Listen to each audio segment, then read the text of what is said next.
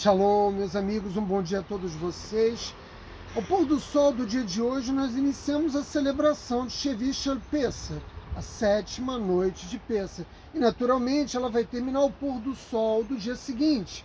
O que se inicia ao pôr do sol do dia seguinte? Shabbat. De modo que eu não vou poder gravar a minha mensagem de Shabbat para vocês num outro momento que não seja agora. Nesse Shabbat, nós vamos ler a porção semanal da Torá intitulada Harimot. Geralmente ela é lida com Kedoshim, mas nós sabemos que pela estrutura do calendário judaico desse ano, nós estamos tendo a oportunidade de estudar separadamente cada paraxá. Mas assim como as duas paraxás anteriores trataram basicamente do mesmo tema, pureza e impureza de alimentos, animais e dos seres humanos, as duas paraxás Harimot e Kedoshim, elas tratam basicamente do mesmo tema. E que tema é esse, Átila? Santidade. Eu já tive a oportunidade de falar antes sobre esse tema, mas nós devemos voltar uma vez mais, até porque todos os anos nós repetimos o ciclo anual de leitura da Torá. E agora que estamos no terceiro livro da Torá Vaikra, e que iniciamos a análise, o estudo da Parashá Harimot, nós devemos voltar ao tema da santidade. Eu preciso começar dizendo desde já, nós judeus cumprimos 613 mitzvot, os noéticos cumprem 7 mitzvot, apenas 7 mitzvot. Você não traz para você obrigações que não tenham sido estabelecidas expressamente pelo Criador. Se a Torá dissesse para mim, que eu estou proibido de beber vinho, vou naturalmente me abster de beber vinho. Mas se a Torá não me proíbe de beber vinho, eu não posso criar uma proibição, porque dessa forma eu estou negando todo o amor que o Criador tem por nós, quando Ele nos oferece as uvas, as vinhas e, portanto, a produção de vinho. Não assumo o compromisso de cumprir mitzvot que o Criador não expressamente determinou na Torá, que cabe a você cumprir. Mas há algo mais que precisa ser acrescentado. O maior desafio dos seres humanos não é fazer o que a Torá nos diz, ou seja, de cumprir aquelas obrigações positivas. Para nós judeus, das 613 mitzvot, 248 nos dizem o que fazer. Mas 365 nos dizem o que não fazer. Portanto, a adesão aos mandamentos divinos, que é o nosso objetivo mais elevado, é muito mais difícil do ponto de vista da abstinência de determinados atos do que do cumprimento de determinadas obrigações. Eu tenho que me abster de cometer transgressões contra a lei divina 365 vezes. Mas eu devo observar as leis da Torá 248 vezes. Nós, judeus, temos essa obrigação. E os noéticos com as 7 mitzvot de Noa. Veja, não há como se tornar santo. Se nós estamos tratando de santidade, se nós estamos falando da santificação das nossas vidas, não há como se tornar santo sem o cumprimento dessas instruções específicas, os noéticos 7 e os judeus 613. O que isso significa? Significa que nós não devemos, em hipótese alguma, imitar os costumes do Egito ou dos povos cananitas. O nosso povo recebeu expressamente essa determinação: não imite os costumes das nações. Muitas pessoas não entendem como é que um país tão pequeno como Israel é a segunda ou a terceira nação do mundo em startups. Qual é o segredo do povo judeu que o torna tão hábil, tão capaz de produzir inovações em todos os campos do conhecimento? O segredo está aqui, nessa diretiva da Torá. Não imite os costumes das nações dos outros povos. Nós, judeus, fazemos tudo diferente das outras nações. O caminho que os cientistas percorrem para alcançar determinadas descobertas, nós buscamos inclusive aqui caminhos alternativos e temos sido exitosos, não só no sentido de introduzir grandes conquistas para a humanidade, mas sobretudo de sobreviver ao longo de 4.000 anos. Porque veja, meus amigos,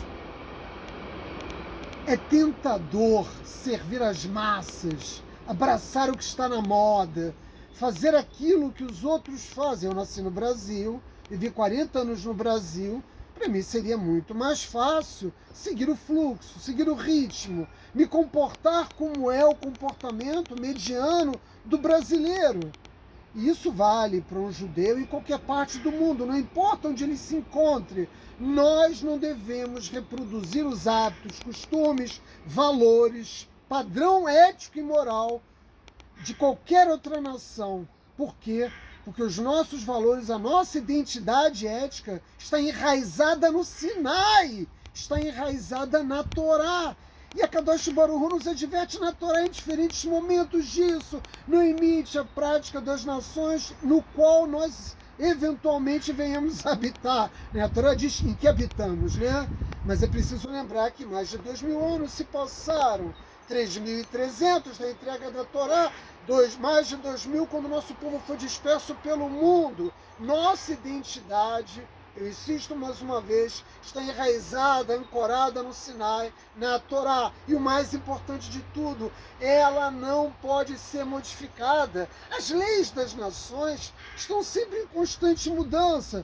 Divórcio é permitido, divórcio é proibido, aborto é permitido, aborto é proibido. A união civil de pessoas do mesmo sexo é proibida, é permitida. No interior das nações, aquilo que é imoral hoje, amanhã pode ser considerado como aceito dentro de um novo padrão de moralidade. Para nós judeus e para quem quer seguir a crença no Deus único, o padrão de moralidade, de ética, está enraizada no Sinai, na Torá. De modo que nós não seguimos as modas, né? Vejam, eu vou dar 2 exemplos para que a gente possa entender isso. O que nos dias de hoje é considerado alta moda? Como é que as pessoas se vestem? Qual é o modo de vestir das pessoas nas nações? Corresponde a algo que respeita os princípios da modéstia consagrados pela Torá? É claro que não. A nudez tomou conta, sobretudo das nações tropicais, mas não só das nações tropicais. O padrão de se vestir entre as nações, ele se choca diametralmente contra aquilo que preconiza a Torá. Esse é um exemplo, mas existem outros exemplos que podem ser dados além do modo de se vestir. Como é que os jovens se dirigem aos idosos? Será que é como preconiza a Torá? Com respeito, com o dever que nós temos com os idosos, não apenas o nosso pai ou a nossa mãe. Eu estudo num college, quando uma pessoa mais idosa do que eu chega, não importa se é um rabino, se é um rebe, eu me levanto. É preciso expressar respeito pelos idosos. Por isso que para nós, judeus ortodoxos, é tão valioso os nossos idosos, porque eles são Torá viva, eles são portadores da nossa sabedoria. E é o fato de, na moda, nos comportamentos dos jovens para com os idosos, eu poderia dar muitos outros exemplos, nós vamos observar que o afastamento desses valores de origem, porque todo o Ocidente originalmente foi influenciado pelos valores da Torá, mas conforme os séculos vão se passando, essas sociedades elas vão se afastando. Tire, o beijo gay na televisão é um problema? O beijo gay na televisão não é um problema, o beijo na televisão é um problema. Relações íntimas, demonstração de amor de um casal não devem estar expressos em programas televisivos. Não importa se o beijo é entre um casal heterossexual ou homossexual. Este não é o padrão que nós queremos ver expresso numa programação televisiva. De modo que o que nós alcançamos, né, com afastamento paulatino dos valores da Torá, é o completo colapso da família. É muito difícil falar em defesa da família. Por quê? Porque essa ideia perdeu liga, sobretudo no Brasil. Essa ideia perdeu identidade. Os maiores canalhas políticos corruptos que se casam, presidentes da República que se casam com prostitutas, falam em família. Pastores que roubam seus fiéis, cometem adultério, praticam assassinato, vêm falar em família. Como defender os valores da família numa sociedade mergulhada num absoluto pântano moral? Hipócritas! Então é muito difícil para nós, judeus, observantes da Torá, que vivemos uma realidade completamente distinta dessa, é muito difícil para nós proclamar a família. A família no judaísmo é tão importante que se o templo, se a sinagoga, que é a casa de Deus, fechar, isso não nos impede de praticar o judaísmo. Nós promovemos Pêssach, sobretudo nas nossas casas. Todas as celebrações do calendário judaico são, sobretudo, na casa. É a casa, é a família, é o valor central. Esse é um dos segredos da sobrevivência do povo judeu quando éramos perseguidos e as nossas sinagogas destruídas. Quando o templo foi destruído, o judaísmo se manteve de pé e vai continuar de pé, porque nós mantemos a nossa ética, a nossa moral e os nossos valores enraizados no Sinai. É muito difícil, né, reconhecer a sabedoria dessas proibições. Para a grande maioria do mundo parece que sim, mas pensem comigo, é difícil. Será que a sobrevivência do povo judeu, o fato de nós termos nos mantido firmes nas nossas crenças, nos nossos valores, será que é tão difícil assim reconhecer a sabedoria das proibições da Torá?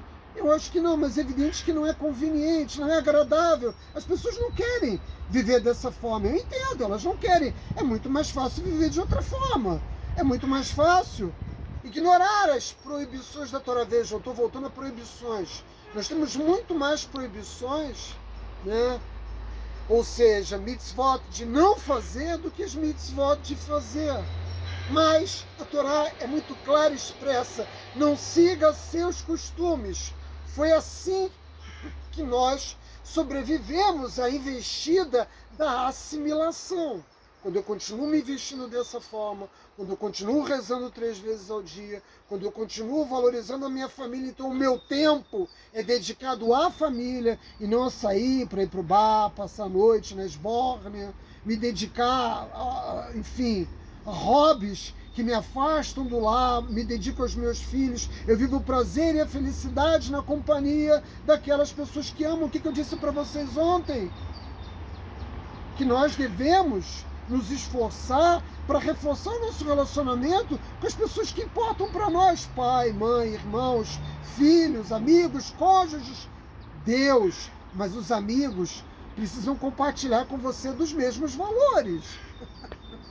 A investida da assimilação tem sido poderosa e ela de fato tirou do judaísmo milhões de judeus. Nós temos 6 milhões de judeus nos Estados Unidos. Na verdade, nós temos mais do dobro desse número, mas são judeus que se afastaram. E nós nos apegamos tenazmente às leis da Torá, aquela voz divina que fala com cada judeu e que também pode falar com o não-judeu que se apega ao povo judeu e que se compromete, né? E só reconhecer o Deus único, aquela voz divina que eternamente nos dita como viver, o nosso modo de vida, os nossos valores. Eu não sigo a moda. Eu já fiz isso durante muitos anos antes do meu processo de techuvá. Agora eu estou com o pé fincado. Aonde? Nos valores da Torá. Agora você me pergunta, é possível que um ser humano comum possa aspirar tamanha santidade? Isso é realista? Eu sei que muitos de vocês devem estar pensando justamente isso agora. Isso é para o Átila, isso é para poucas pessoas. Eu nem sou judeu, ou eu sou judeu, eu vivo no Brasil, eu vivo nos Estados Unidos, eu vivo em qualquer parte. Eu não consigo ter esse padrão de moralidade enraizada na Torá, eu não consigo viver dessa forma. Mentira! Você consegue, sim, é possível. O Criador nunca nos pede algo que não possa ser realizado. A Torá nos diz que mais do que possível é uma obrigação fazê-lo. Não se trata de mandamentos teóricos. A Torá não é um livro de história e também não tem um conjunto de leis que devem servir como uma orientação teórica. Você deve fazer mais ou menos isso. Ou seja, nos influencia num sentido muito amplo. Não! Os passos são exatos, estão descritos. Cada passo exatamente como deve ser dado está descrito na Torá, para que nós possamos, obviamente, atingir, alcançar esses objetivos. Qual é o objetivo? Viver com santidade. É um objetivo elevado, viver com santidade. E a Paraxá menciona, eu não vou ler aqui, essa Paraxá evidentemente sofre um prejuízo porque nós estamos celebrando Pêssah, mas você que é judeu tem obrigação de estudar. Você que não é judeu, você pode ler para encontrar os valores que podem te influenciar. E não para cumprir mitzvot que não cabem a você. A Paraxá menciona a maioria dos fundamentos da Torá. Eu posso descrever alguns para vocês, para isso ficar claro. De respeitar os pais até amar o próximo, né? A Paraxá nos fala que nós não devemos colocar um obstáculo diante do cego, que é o que a maioria dos líderes religiosos fazem, né? Eles colocam inúmeros obstáculos para afastar você de Deus, para manter com você uma relação que te aprisiona, né? No qual tu não ora mais para Deus, tu ora para o pastor. Ele é a tua referência, né? Essa é uma das razões pelas quais eu não me apresento como rabino nas redes, nem mesmo como moré, como professor. Eu sou um judeu cumprindo uma mitzvah, estou ensinando a vocês os caminhos. Mas não é a mim que vocês devem seguir, é a Torá, é os valores da Torá. A Kadosh Baruch Hu que deve ser seguido, e não falsos líderes hipócritas, verdadeiros mercenários da fé. E a Torá nos diz que nós não devemos nos vingar e também devemos ter o cuidado de não praticar lachonará, de fazer fofoca, de sermos gentis, até pagar o nosso trabalhador no dia que ele realiza o seu trabalho, de cumprir o Shabat, até não adorar ídolos. A Paraxá diz tudo. A Paraxá menciona a maioria dos fundamentos da Torá, abrangendo todos os aspectos da nossa vida. O caminho é esse. O caminho é Hesed, o caminho é bondade, o caminho é justiça, o caminho é consideração com o próximo, o caminho é o amor. Está delineado de uma maneira muito clara. E ontem eu disse no vídeo que o judaísmo rejeita a forma de vida daquele que se interna no monastério e vai viver entre pessoas que não querem manter relações sexuais, que é uma aberração, né? Pessoas que não querem formar famílias, que querem se manter afastados do mundo físico, como se eles pudessem estar perto de Deus dessa forma. Hoje eu vou dar um outro exemplo, o eremita. Muitas pessoas querem viver como eremitas, sem ter contato nem mesmo com outros seres humanos, nem mesmo no monastério budista. Elas querem viver como eremitas. Ah, Atila, mas esse número de pessoas é insignificante. São milhões, centenas de milhões de pessoas que vivem como eremitas. Sabe como é que elas vivem? Porque o eremita do século XXI não é aquele que vai e que se esconde numa caverna, ou que se afasta numa montanha, ou no meio de uma floresta densa e nunca mais é visto. O eremita é aquele que se esconde atrás de uma tela de computador. É o que compra tudo pelo iPhone. Tá entendendo? É o que só passa a se relacionar com o mundo através, no ponto de vista das suas relações pessoais, é nudes para cá, nudes para lá. Sêmen em vão, ele compra tudo pela internet, o trabalho dele é por home office. Essa é a ideia do mundo que a pós-modernidade nos ofereceu. Você é eremita, você não sai de casa. Ah, mas é muito perigoso. Os maiores perigos estão, não é quando você sai da sua porta, é quando você abre a tela do seu computador. Tem muito mais perigos, ou no mínimo, nós devemos considerar que os perigos são os mesmos. As pessoas se isolaram e passaram a viver como eremitas. Ora, só que o mundo físico é o lamanciá, é o mundo da ação. Portanto, nós temos que agir. Essa não é a forma de nós nos aproximarmos do Criador vivendo dessa forma. Eu gosto muito de gravar nas ruas. Gosto muito de gravar ao ar livre. Eu não tenho nenhum constrangimento de falar de Torá. E as pessoas passam, olham. Nós fizemos um esforço muito grande no Pérolas para dominar o programa de Chroma Key, para que quando eu gravo na minha casa com a minha câmera, né, possa ser editado, para colocar uma imagem de fundo. Mas é preciso sair de casa. é preciso se encontrar com as pessoas, se relacionar. Evidentemente, você deve escolher com critério os ambientes que você vai frequentar, as pessoas com as quais você vai se relacionar. Mas isso aqui é o mundo físico. No mundo espiritual, a realidade é outra. Mas o nosso corpo físico, que carrega a nossa alma, essa parte de Deus, foi mandada para o nosso mundo para que nós vivêssemos as experiências da existência física. O mapa da santidade, meus amigos, está traçado. Nada é deixado de lado e não existem especulações. O roteiro é claro. Qualquer pessoa que leia na Torá as advertências do Criador, que estude as mitzvot, que lhe cabem cumprir, tem esse roteiro muito claro, que nos mostram como nós devemos alcançar os nossos objetivos. E os sábios do povo judeu delinearam os caminhos que nos levam à santidade. Eu vou dar para vocês, eu tentei agrupar esse mapa, esses caminhos em direção à santidade a partir de 4 vetores. Eu sei que isso não está completo, mas, enfim, é uma luz que eu lanço para você refletir sobre elas. Em primeiro lugar, separe-se, afaste-se da imoralidade, afaste-se do pecado. Mas vejam, não é pecado, segundo uma definição do século XXI, não é um pecado baseado nos padrões dessa sociedade que nós vivemos, é baseado na Torá. Afaste-se disso. Se você sabe que um ambiente é um ambiente marcado por imoralidade, pode ser um local de trabalho, tá entendendo? Enfim, existem inúmeros exemplos. A gente chama sempre a atenção de que uma pessoa que reconhece a Kadosh Baruch Hu, portanto é um monoteísta, além de nós, o povo judeu, ele não vai a festinhas de final de ano, ele não celebra Natal, ele não vai a casamentos em igrejas, ele não vai a cemitérios, né, das mais diferentes denominações religiosas, não importa, ele não faz amigo oculto, ele não frequenta festas de aniversário. Se afaste da imoralidade.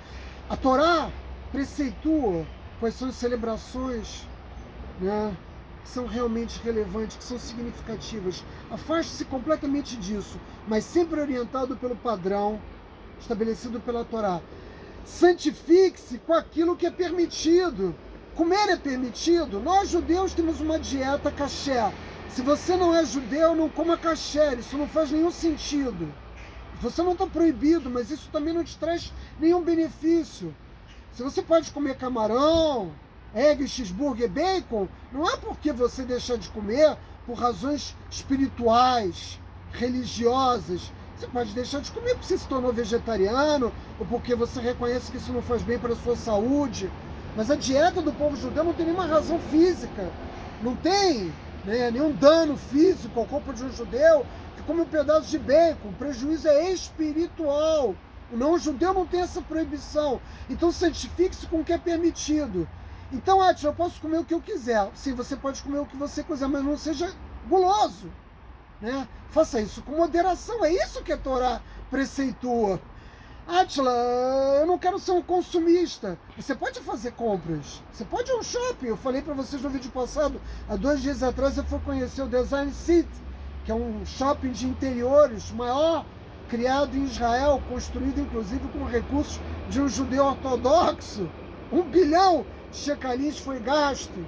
Não tem problema nenhum você fazer compras, mas não se torne um consumista, aquela pessoa que fica na internet comprando desesperadamente nesses sites de venda virtual. A Torá não proíbe que você beba. Você pode consumir álcool, mas não se torne um alcoólatra, um dependente físico da bebida. Vejam, santifique-se com o que é permitido. Tudo aquilo que é permitido é um presente do Criador nas nossas vidas, como eu disse antes. Mas é preciso temperar as nossas ações. É preciso ter um mínimo de disciplina para aproveitar também as coisas do mundo físico. 3. Nós devemos nos esforçar para que Deus seja amado no mundo. Nós, judeus, somos embaixadores de Kadosh Baruch Hu. É muito importante que um judeu viva em santidade, para que ele seja um exemplo, para que as pessoas vejam esse judeu e digam que essa pessoa é diferente. Por quê? Porque ela pratica atos de bondade, porque ela tem um refinamento na conduta dela, que faz essa diferença. Vejam, eu vou ao Brasil de vez em quando. Quando eu vou ao Brasil, é evidente que, não é diferente aqui do lugar onde eu moro, que tem muito mais gente barbuda do que eu, né? Mas quando eu vou ao Brasil, é evidente que a minha presença chama atenção, porque os brasileiros não estão tão acostumados, a não ser, evidentemente, em Higienópolis, em São Paulo, nos bairros onde há uma forte presença da comunidade judaica. As pessoas observam. Você tem que agir com consideração. O que nós queremos, e é o que a Torá preconiza, é uma forma de trazermos honra, glória e louvor a Kadosh Baruch Hu. Se você é um judeu que é desonesto nos seus negócios, né, que coloca obstáculos diante dos cegos, você vai trazer honra para Kadosh Baruch Hu ou você vai nos jogar na vala comum das outras nações? Atila, e eu que não sou judeu, é a mesma coisa. Você não se diz uma pessoa religiosa, né? Está até consagrado no senso comum.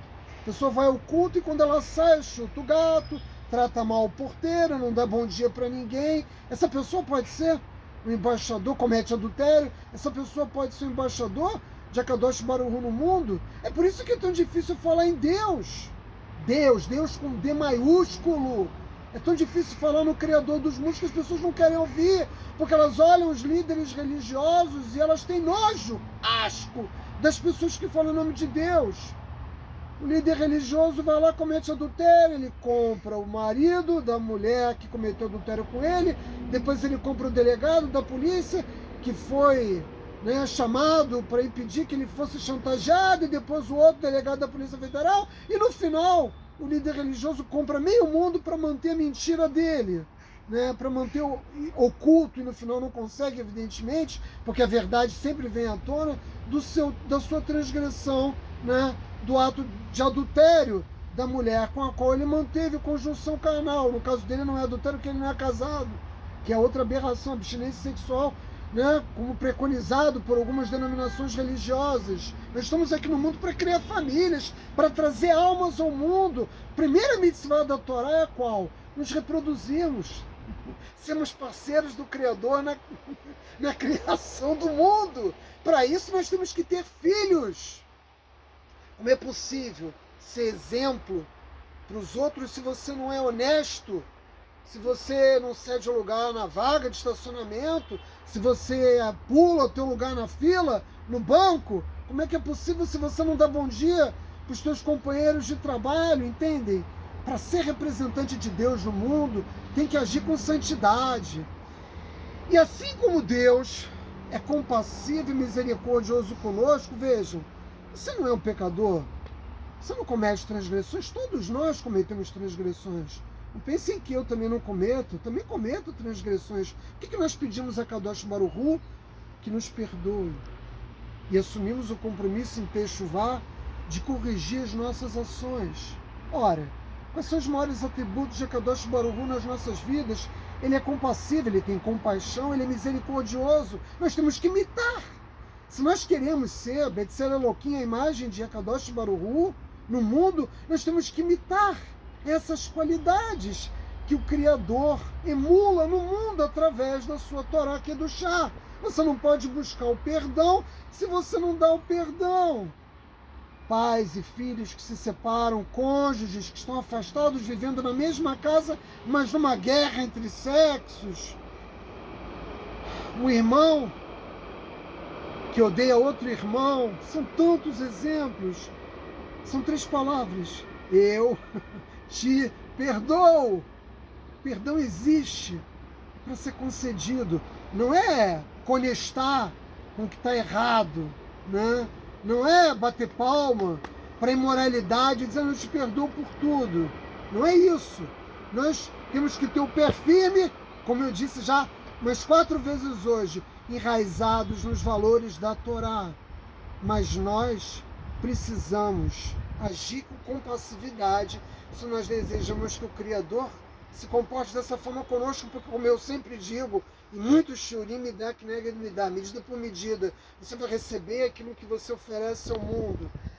Esses 4 elementos são basicamente a diretriz que eu quero compartilhar com vocês e que está constante na Parashá, Aharei Mot da Torá, na direção da gente buscar esse objetivo tão elevado que é ter uma vida santa, assim como o santo é a Kadosh Baruch Hu. Hag Sameach, mais uma vez, meus amigos, que seja mesmo até o último minuto, Pesach Kasher, Shabbat Shalom.